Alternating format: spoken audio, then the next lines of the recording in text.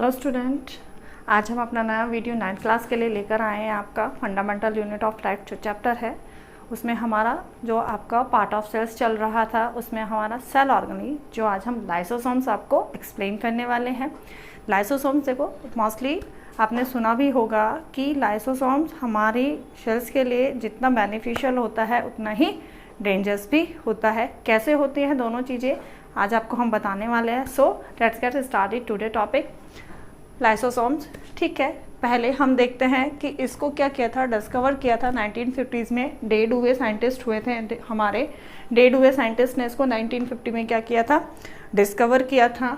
इसका मीन क्या होता है, देखो ये दो वर्ड से मिलकर बना हुआ है, एक लाइजो और दूसरा सॉम्स।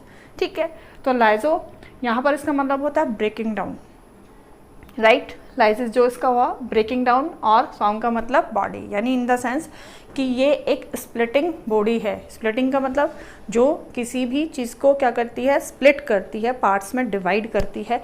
अब ये पार्ट्स में क्या डिवाइड करेंगी ये आगे बताएंगे। फिलहाल इसको ये बताया गया है कि एक तरीके से क्या है, स्प्लिटिंग बॉडी है जो किसी भी चीज़ को स्प्लिट करने का काम करती है।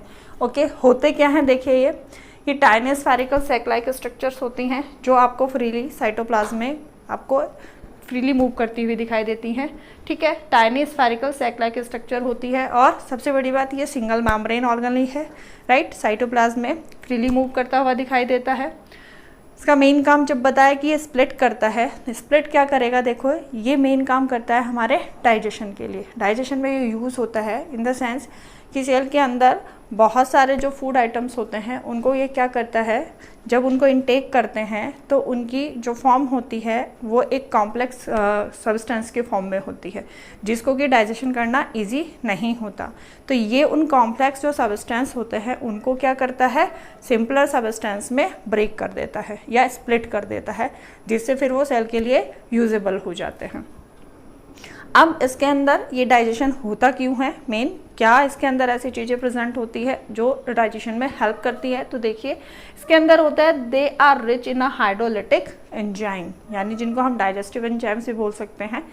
हाइड्रोलिटिक एंजाइम्स इसके अंदर जो होते हैं भरे रहते हैं, फिल्ड रहते हैं इसके अंदर हाइड्रोलिटिक एंजाइम। जो एक स्ट्रक्चर यहाँ पर अगर देखोगे तो ये आपका क्या है, लाइसोसोम का स्ट्रक्चर है। इस तरीके से ये सिंगल मेम्ब्रेन है, और यहाँ पर अंदर इसमें सारे में क्या होता है, हाइड्रोलिटिक आपके जो एंजाइम्स होते हैं वो फुल रहते हैं। They can also say the digestive enzyme यहाँ पर। ठीक है, यहाँ पर सबसे पहले हाइड्रोलिटिक एंजाइम्स क्या होता है, जैसे कि आपको उसके नाम से पता चल रहा होगा, हाइड्रो का मतलब आपका क्या होता है, वाटर। यानी यहाँ पर जो एंजाइम्स होते हैं वो आपके एंजाइम हाइड्रोजन वाटर की प्रेजेंट में क्या करते हैं, स्प्लिट करते हैं। जो भी यहाँ पर कार्बोहाइड्रेट्स है, प्रोटीन है, लिपिड्स है, जो भी होता है उनको वाटर की प्रेजेंस में उनको क्या करते हैं, स्प्लिट कर देते हैं। ओके, अब इन एंजाइम्स के देखो एक स्पेशलिटी होती है कि एंजाइम जो होता है एक पर्टिकुलर मीडियम में वर्क करते हैं, राइट। तो यहाँ का मीडियम जो होता है, ये जितने भी आपके हाइड्रोलिटिक एंजाइम्स जो आपको बताए हैं इनके लिए जो मीडियम होता है वो एक वेल एसिडिक मीडियम में ये वर्क करते हैं। तो इट मीन्स आपका जो लाइसोसोम्स होता है उसका जो मीडियम होता है वो क्या होता है, एसिडिक मीडियम होता है, जिसमें ये जो एंजाइम इसके अंदर प्रेजेंट होते हैं वो क्या करते हैं, फंक्शन करते हैं। अगर यहाँ का मीडियम एसिडिक नहीं होगा तो आपके जो एंजाइम है वो अपना प्रॉपर फंक्शन नहीं करेंगे। तो इसीलिए यहाँ पर बोला है कि हाइड्रोलिटिक वाटर के प्रेजेंस में जहाँ पर ये एंजाइम क्या करते हैं, आपके जो भी फूड वगैरह पार्टिकल्स होते हैं उनको क्या करते हैं, बिगर पार्टिकल्स को स्मॉलर पार्टिकल्स में ब्रेक डाउन करते हैं। You can also say the molecules.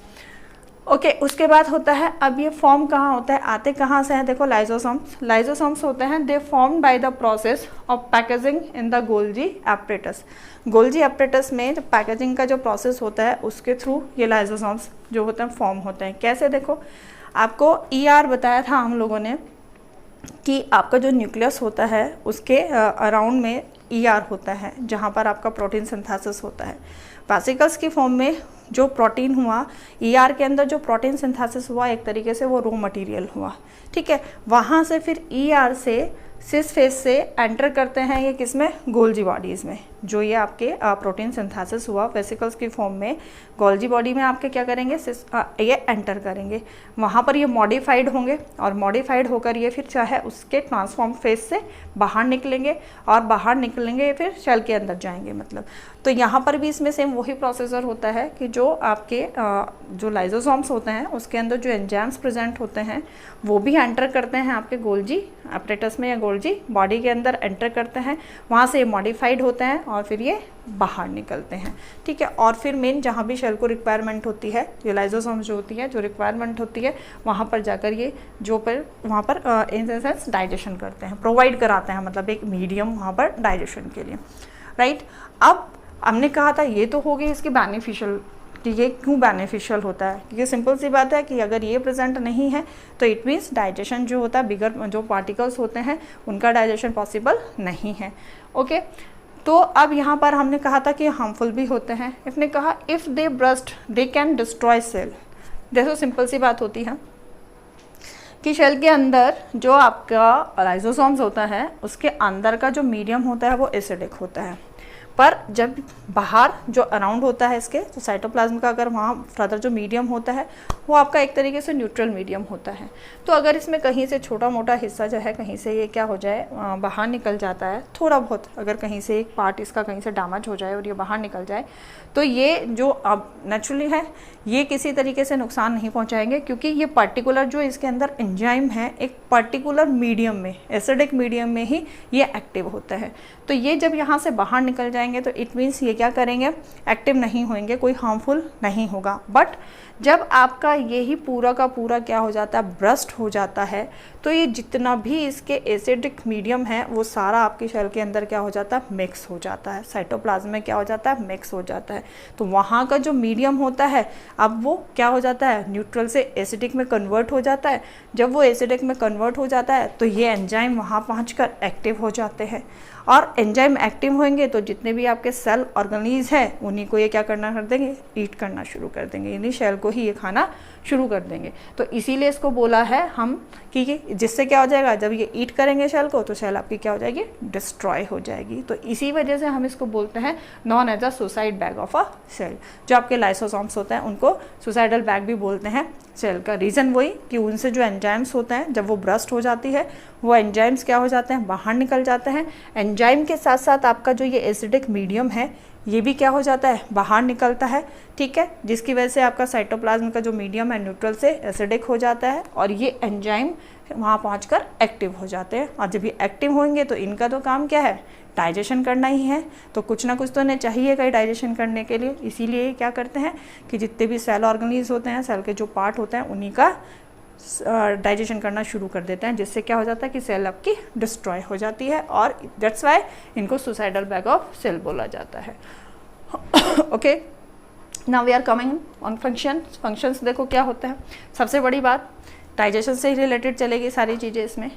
Carry out intracellular digestion ये करते हैं, यानी सेल के इनसाइड जो होते हैं डाइजेशन करते हैं। जैसे कैसे हम आपको बताते हैं, आप अमीबा लीजिए, अमीबा फेगोसाइटोसिस, फैमिलियर हैं आप इस प्रोसेस से। तो यहाँ पर ये अमीबा, ये एक फूड पार्टिकल इसके कांटेक्ट में आया, ये वैक्यूल्स, और ये आपका क्या है, लाइजोसोम्स है। तो ये फूड पार्टिकल कांटेक्ट में आया, अंदर चला जाता है, यहाँ फिर ये जाता है लाइजोसोम्स के पास जाता है, ठीक है। यहाँ लाइजोसोम से जो एंजाइम्स फिर प्रेजेंट है वो इसको क्या कर देते हैं, इसका डाइजेशन कर देते हैं, और फिर अमीबा इस फूड पार्टिकल को क्या कर लेता है, एज ए एनर्जी की फॉर्म में यूज़ कर लेता है, ठीक है। तो यहाँ पर बताया कैरी आउट इंटरसेलुलर डाइजेशन, तो इट मीन्स ये अमीबा सेल के अंदर क्या हुआ, आपका डाइजेशन हुआ। तो दैट्स वाई इसको बोला हमने कैरी आउट करते हैं इंटरसेलुलर डाइजेशन।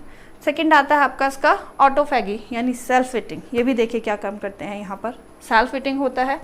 ये क्या करता है कि सेल के अंदर बहुत सारा वेस्ट मटेरियल हो जाता है या फिर आपका कुछ डैमेज पोर्शन होता है सेल के अंदर, तो ये उसको क्या करते हैं, eating damaged and worn out ऑर्गेनीज।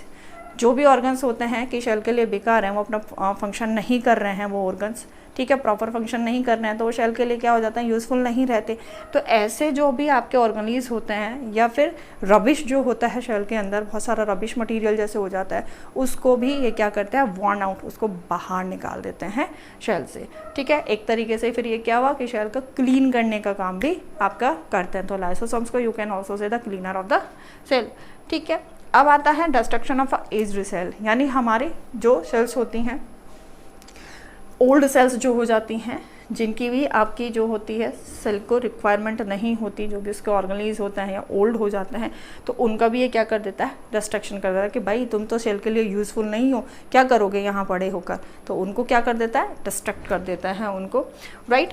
तो ये आपके इसके क्या थे, फंक्शन थे आपके बताए थे लाइसोसोम्स के, क्योंकि लाइसोसोम्स मेनली जो करता है प्रोटीन का, कार्बोहाइड्रेट्स का, लिपिड्स का, इन सब का क्या करता है, ये इनको, इनके जो बड़े बड़े मॉलिक्यूल्स होते हैं या पार्टिकल्स होते हैं, उनको स्मॉलर पार्टिकल में ब्रेक कर देता है, जिससे कि सेल फिर उनको यूज़ कर सकती है एज ए एनर्जी की फॉर्म में, ओके। अब कुछ ऐसा भी होता है लाइसोसोम्स की, अगर प्रॉपर लाइसोसोम्स अपना फंक्शन नहीं करते हैं तो कुछ डिजीज़ेज़ होती हैं जो अकर्स हो जाती हैं। उसी में से एक डिजीज़ आपकी बता रहे हैं, टेसेक्स। ये क्या होती है, आपकी ब्रेन की डिजीज़ होती हैं। देखो क्या होता है कि जब आप, अगर लाइसोसोम्स अपना प्रॉपर फंक्शन नहीं कर रहे होते हैं, तो वहाँ पर मेन आपको क्या बताया कि जो प्रोटीन होता है, लिपिड्स होता है, कार्बोहाइड्रेट्स होता है, ये उनके बिगर मॉलिक्यूल्स को स्मॉलर मॉलिक्यूल्स में ब्रेक करते हैं। तो यहाँ पर अगर लाइसोसोम्स काम नहीं कर रहे हैं सही तरीके से, तो अब अगर हम लिपिड से एग्जाम्पल लेते हैं, तो जो लिपिड है, लिपिड को उसको ब्रेक करना है, तो वहाँ पे वो लिपिड जब लाइसोसोम्स वर्क नहीं करेगा, तो जो लिपिड्स हैं वो आपका क्या करेंगे, स्प्लिट नहीं होंगे, तो धीरे धीरे जो आपके लिपिड्स है वो एक्यूमुलेट हो जाएंगे, ठीक है, उनका एक्यूमुलेशन इकट्ठा होने लगेंगे। अब किसी भी चीज़ ज़रूरत से ज़्यादा अगर सेल के अंदर हो जाती है तो वो भी क्या हो जाती है, हार्मफुल होती है। तो यहाँ पर भी जो आपको ये डिजीज़ बताई है, ये आपकी टेसेक डिजीज़ जो होती है, ये मोस्टली क्या होती है, ब्रेन में होती है। और ब्रेन में जब क्यों होती है कि जब आपके लाइसोसोम्स प्रॉपर फंक्शन नहीं करते, तो लिपिड्स जो होता है वो ब्रेक नहीं होता और लिपिड एक्यूमुलेट हो जाता है आपकी ब्रेन सेल्स के अंदर, ठीक है। ब्रेन सेल्स के अंदर लिपिड एक्यूमुलेट हो जाएगा और वही ये डिजीज़ होगी, और इसकी वजह से मेंटली डिसऑर्डर हो जाता है। जो डिजीज़ है मेंटली डिसऑर्डर है कि ये डिजीज़ होने से जिसको भी होती है वो क्या हो जाता है, मेंटली डिस्टर्ब हो जाता है। तो लाइसोसोम अगर प्रॉपर फंक्शन नहीं करते तो ये डिजीज़ भी होती है। तो मेन हम यही कह सकते हैं कि जो लाइसोसोम्स होता है वो क्या होता है, आपका सुसाइडल बैग भी होता है, क्लीनर भी होता है आपकी सेल के लिए। ये टॉपिक मेरा यहीं ख़त्म होता है। अपने नए टॉपिक और नई वीडियो के साथ फिर से आएंगे। तब तक के लिए stay healthy and keep watching my channel. Thank you.